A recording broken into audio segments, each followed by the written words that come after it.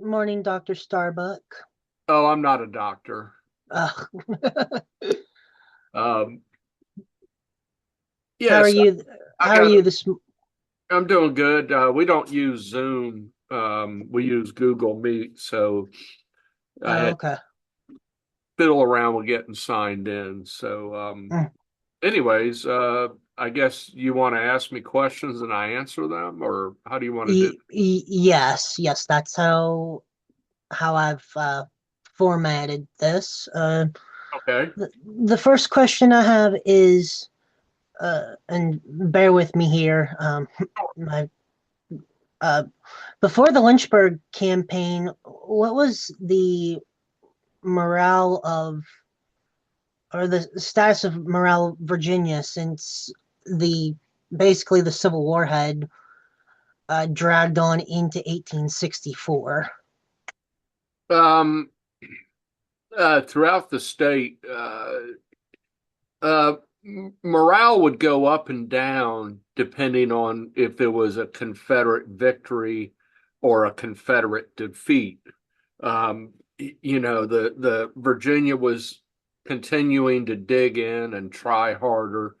Um, uh, but 1864 was, I think, a pivotal year because there was a lot going on.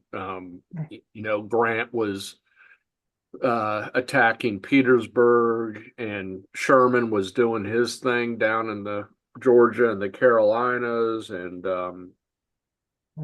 it was just a lot. The war went to a higher level. Uh, Everybody was stepping it up, so to speak.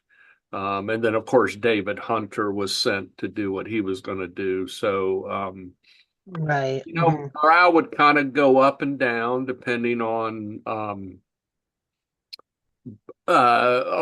Confederate victories or Confederate defeats, and also Confederate victories and defeats would affect the economy. Hmm. So, if you had a Confederate victory, the economy kind of got a little better because of confidence, consumer confidence, so to speak. And then if there was a defeat, the economy uh, went down a bit. Inflation, would go up if there was a defeat, Hmm. and all that kind of all that kind of compounds on each other to make morale either Right. Hmm. good or What was the second question? What was the purpose, like the overall purpose for Lynchburg campaign in itself, and also the like leading events leading up to the Battle of Lynchburg? so. David Hunter was put in command of the Army of West Virginia, or Western Virginia, sometimes it's called. And it was anywhere from 18,000 to 23,000. It's a little hard. It's been hard for me to get an exact number because I've seen it in that range. And it was mostly Western troops, a lot of West Virginia troops, some Pennsylvania, some North Carolina.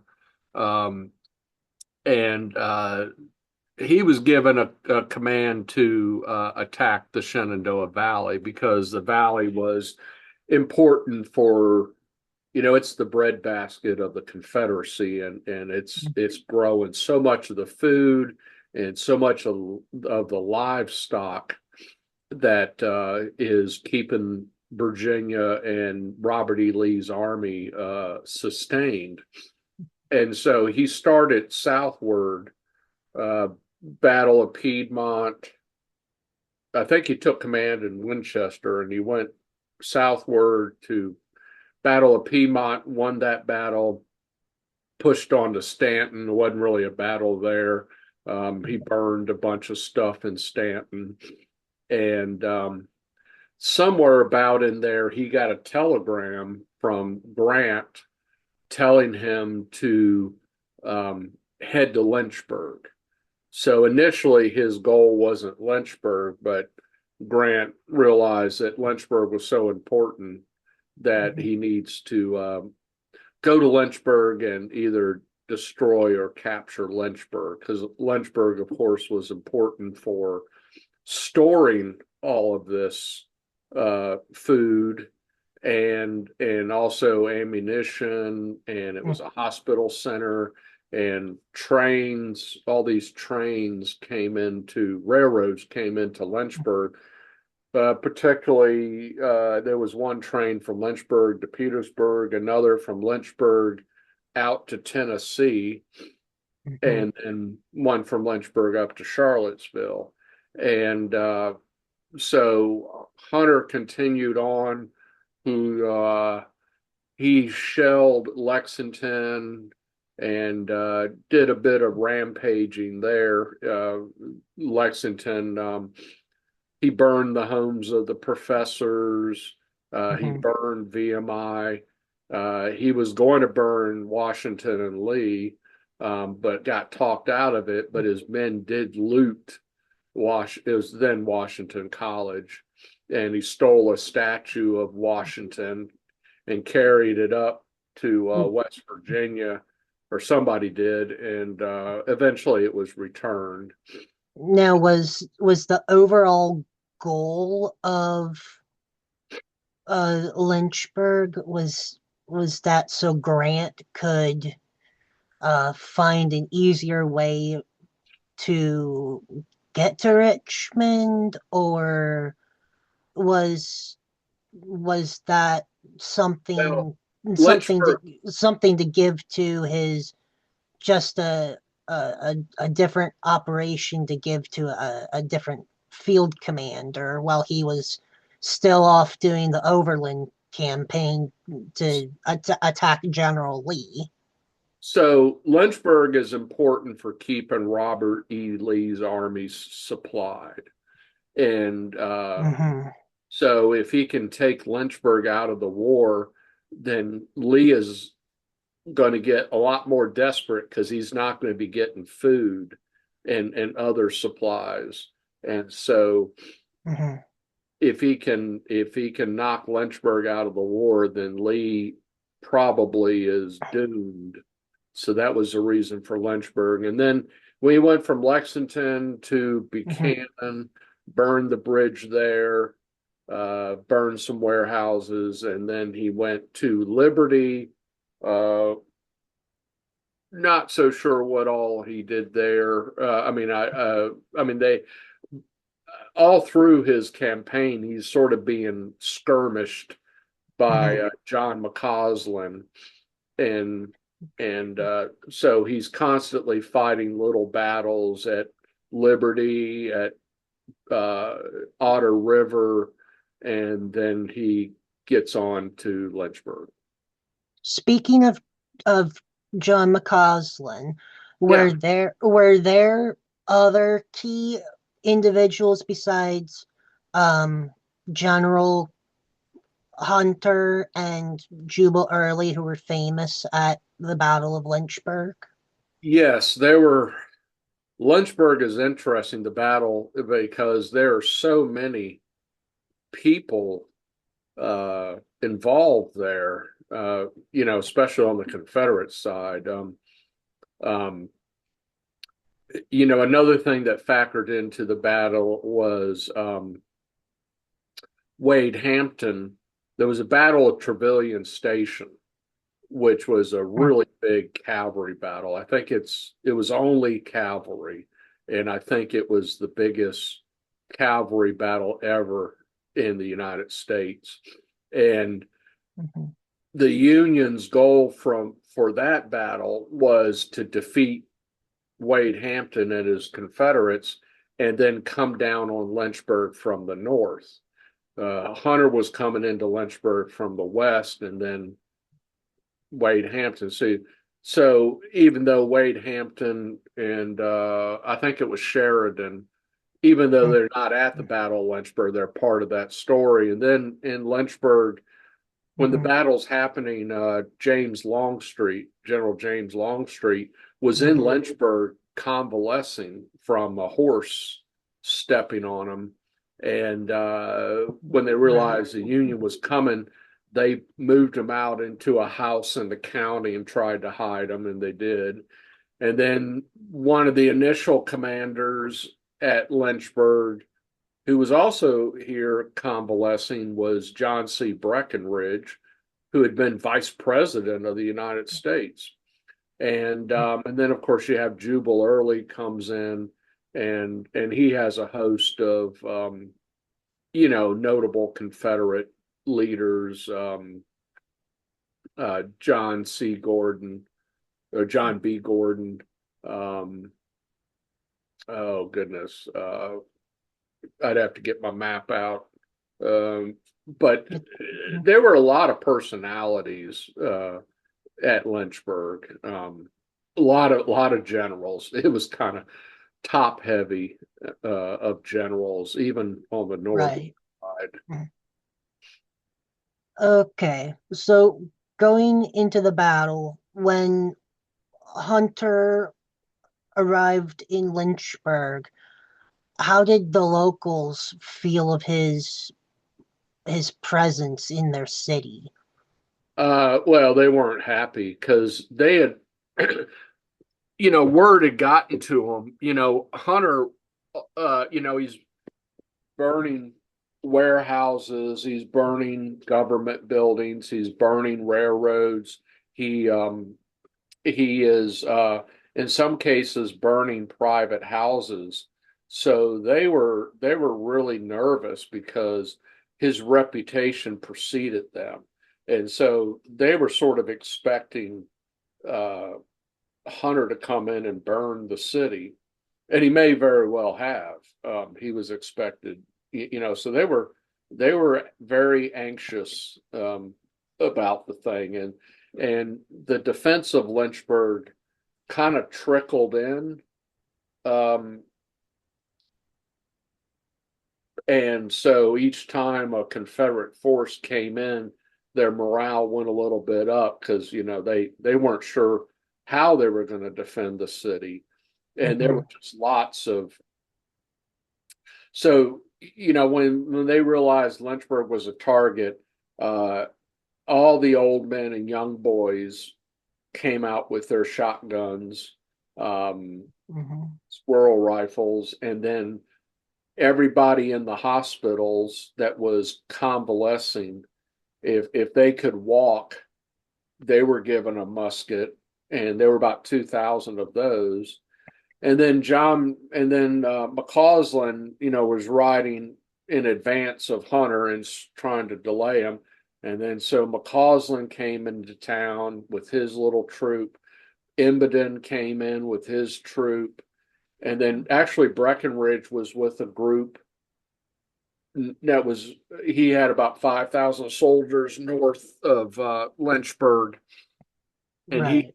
I think McCausland, Breckinridge was the one that got the horse stepped on him, and Longstreet actually was wounded in battle, Mm. and then you get Jubal Early comes into town, and so Mm. there's these reinforcements coming from all over, and the town's getting really happier and happier about this because you So know it, you could say Jubal Early was technically the hero of Lynchburg. yeah, a lot of people see it that way, um but um the interesting thing is that the citizens, after just shortly after the battle, the citizens of Lynchburg uh, put out a collection plate to collect money for a thank you gift or Hmm. gifts, and um, and there were three Confederates that they considered to be the heroes of Lynchburg, and one was John McCausland, and they raised enough money. They bought him a really nice sword and some silver spurs, and those are down in the Lynchburg Museum right now. They bought Wade Hampton a pistol, And of course, the sword is engraved saying, "Thank you from the grateful citizens of Lynchburg." They bought Wade Hampton a pistol, and it's engraved, "Thank you from the grateful citizens of Lynchburg." And that pistol's down in the South Carolina Confederate Relic Room Mhm. Museum.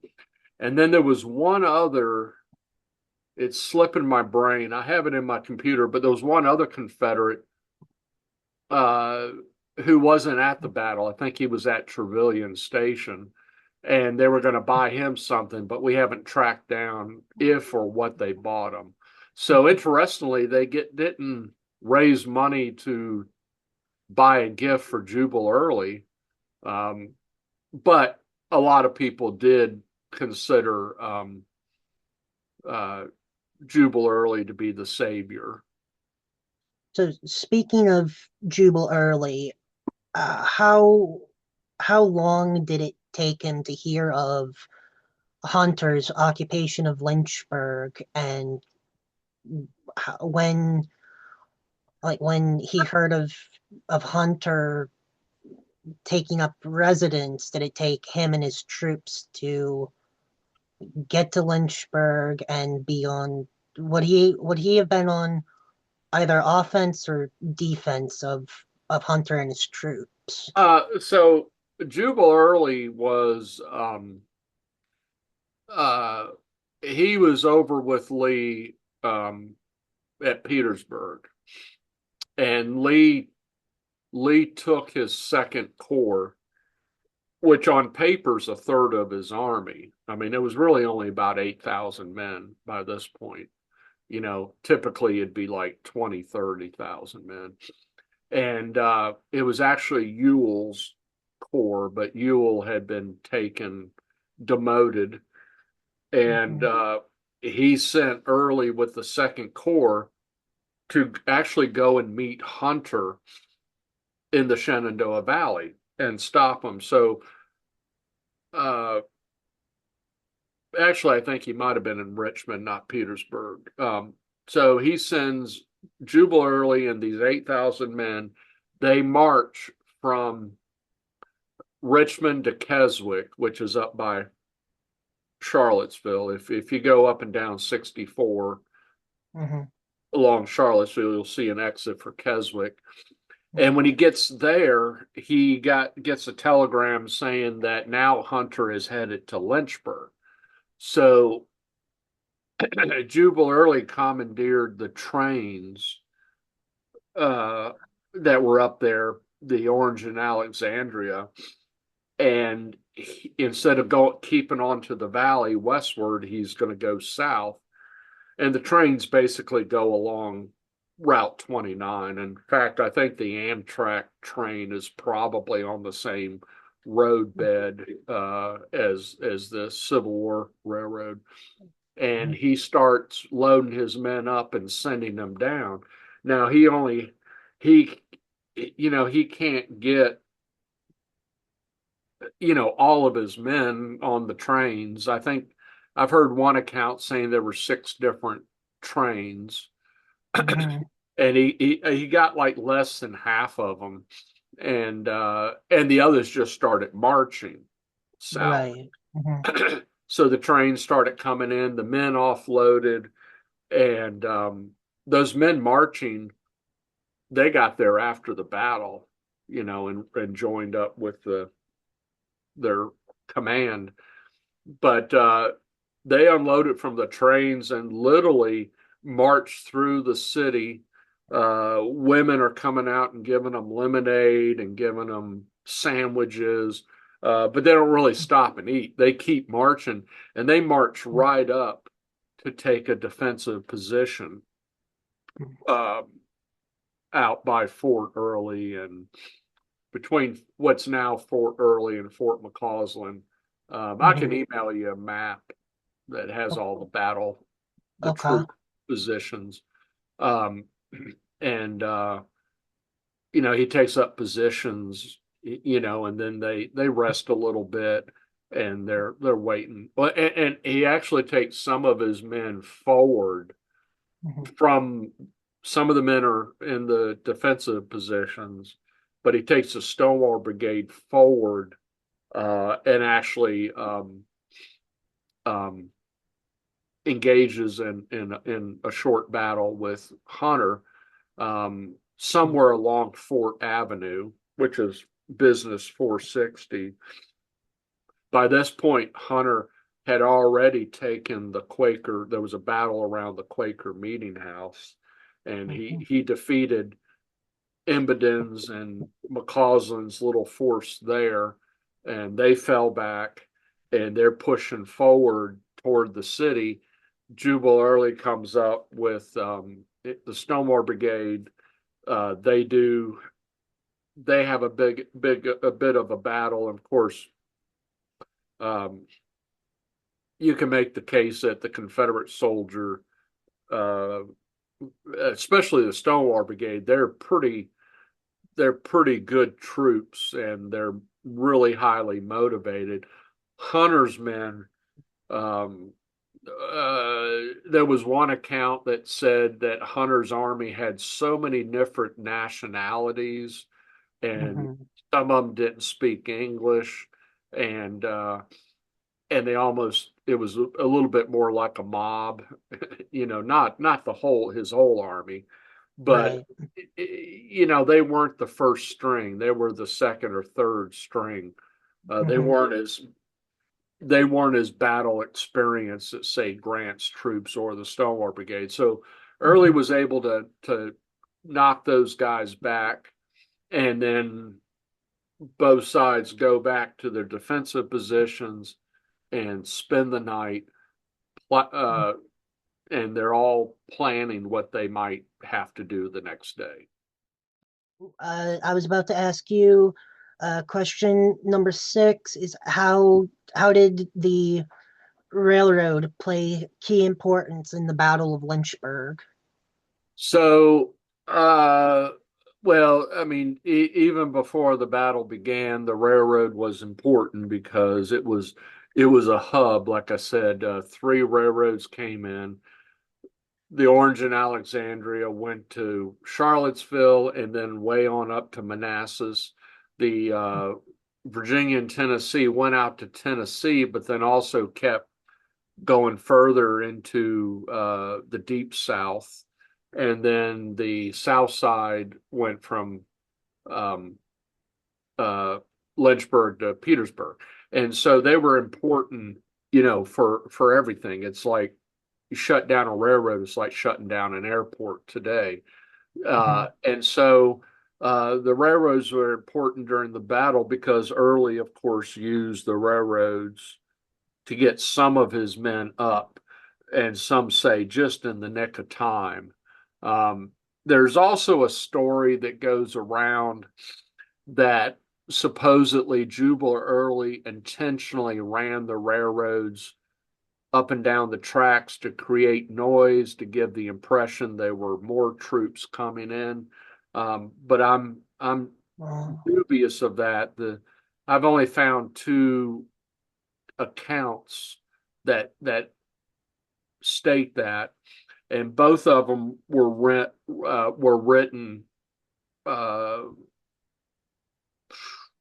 almost 40 years after the war, and one by a person who wasn't even at the battle. But of course, he lived here, so he's hearing mhm. stories. But I think that's a little bit of the mythology and sort of lost cause of wishful thinking, that it was an intentional act. I don't think Early had enough time or wherewithal to do that. He never mentions it, and Early wasn't someone shy about claiming credit for a good idea. And so I don't Right. think that really happened. Okay.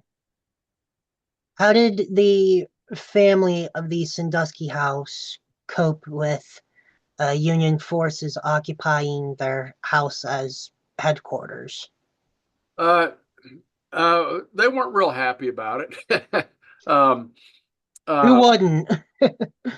uh, so when the Union Army marched up to the front porch, George Hutter came out and met them, and his wife and daughter ran grabbed some cornmeal and I think some ham and ran upstairs and locked themselves up in one of the bedrooms.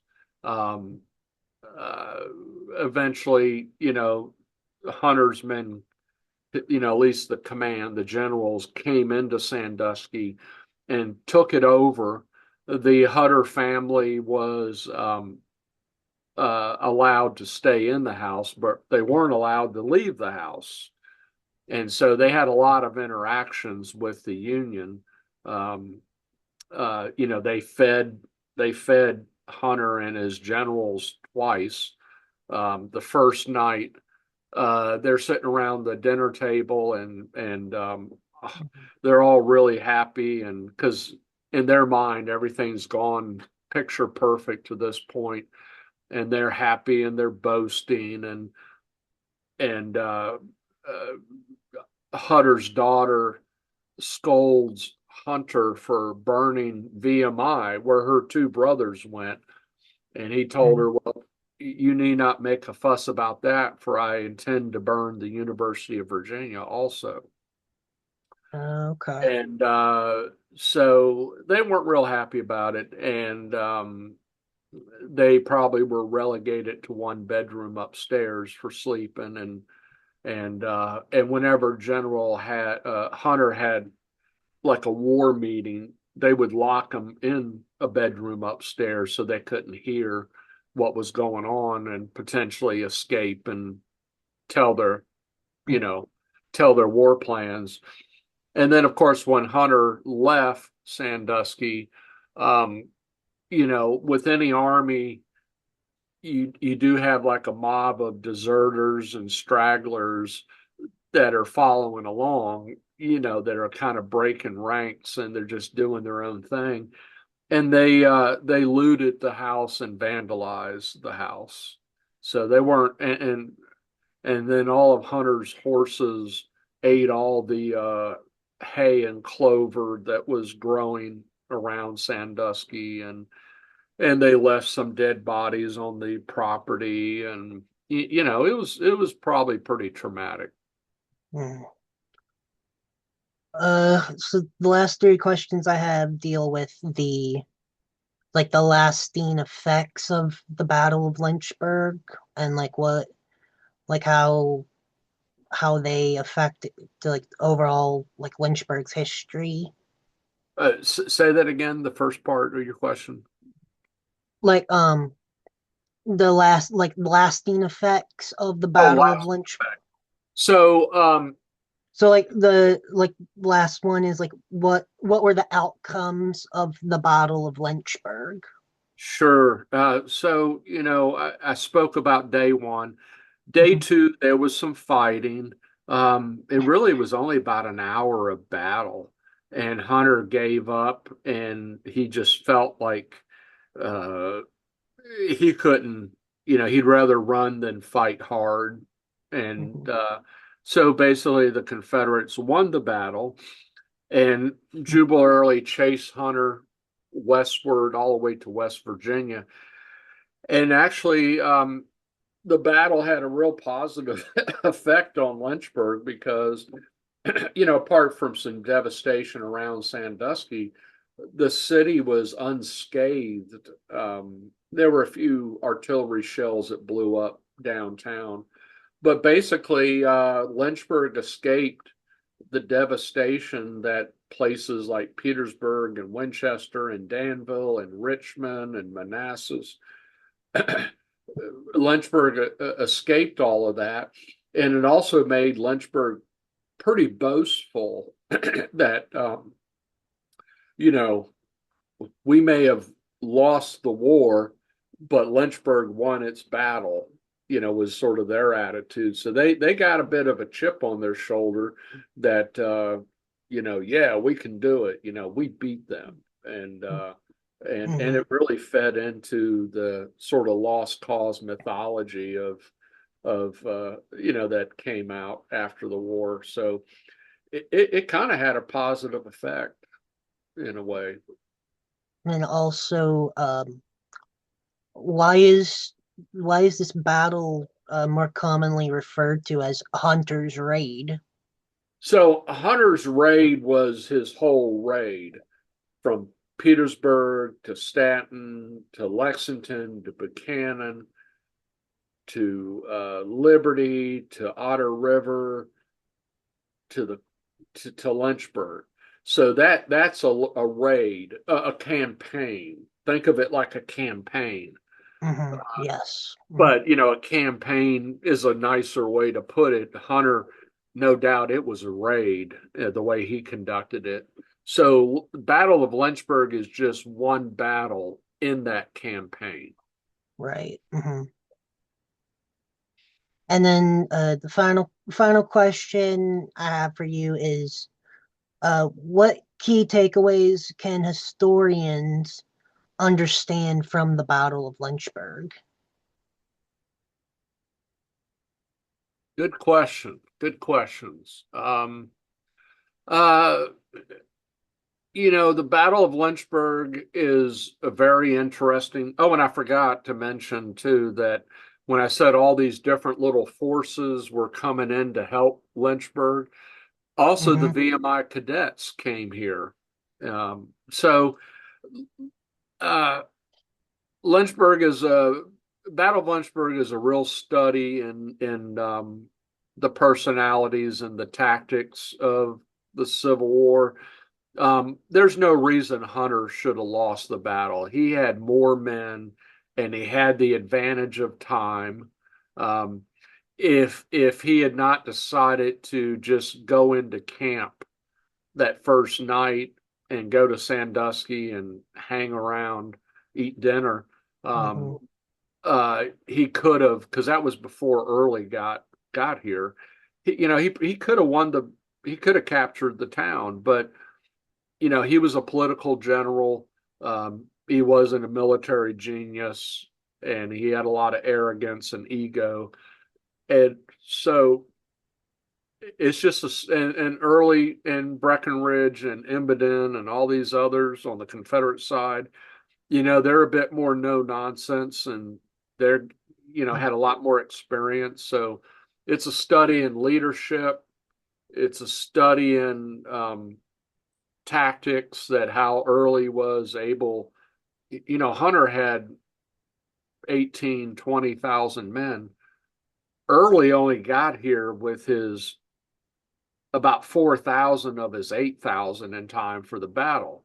And then you had a couple thousand here, a couple thousand there, under these other commanders. So altogether, Hmm. Lynchburg probably lucky to have 10,000 men. And so it's a study of, you see that a lot in the Confederacy, how they have a smaller force and they're able to defeat a bigger force either because the generals are better, the tactics are better, the advantage, they take a disadvantage and turn it into an advantage. Um, and so it's an interesting battle because of those things, and also it was a menagerie of people, on the Confederate side at least. You had old men, young boys, sick Right. soldiers, VMI cadets, uh, battle veterans under Early, Embedon and McCausland with their cavalry, Breckinridge with his little group from north. And so I don't know. I think it's an interesting and fun battle to study because it's got so many components, both political. And Hunter was after the battle. He took so much criticism from the northern and southern newspapers. The northern editors didn't like him for losing what should have been a slam dunk, and the Confederates didn't like him because during his whole campaign he's burning and looting, and so there were a lot of bad editorials in northern newspapers, and when Hunter found out about him, he simply had these editors arrested and thrown in jail. That was Wow.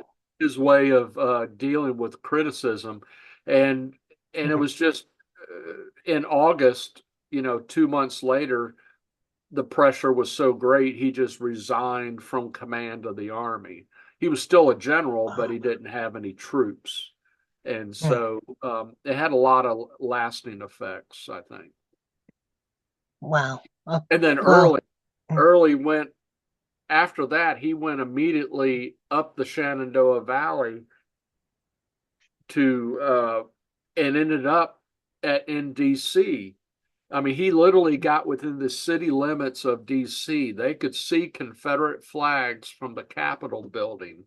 And there was a battle on the outskirts of the urban area. And the people in DC were panicking because all of a sudden, Confederate army, they can actually see a Confederate army. And I don't know that that ever happened before or since. And of course, Early lost that and had to retreat. Um, so it had a lot of lasting effects, I think. wow. Well, I thank you for your time and for answering my questions that I had on Battle of Lynchburg and its lasting effects. If you have any, if you find that you need anything, or I've got a lot of research and maps and stuff in my computer. There's a lot on the Sandusky website. If you go to the digital digital map tab, you'll see a lot of modules that are just about the battle, other historians talking about the battle, interactive maps of the battle. Um, and so I suggest you go do that. And then if you need anything, just email me and I'll find it on my computer and email it back to you.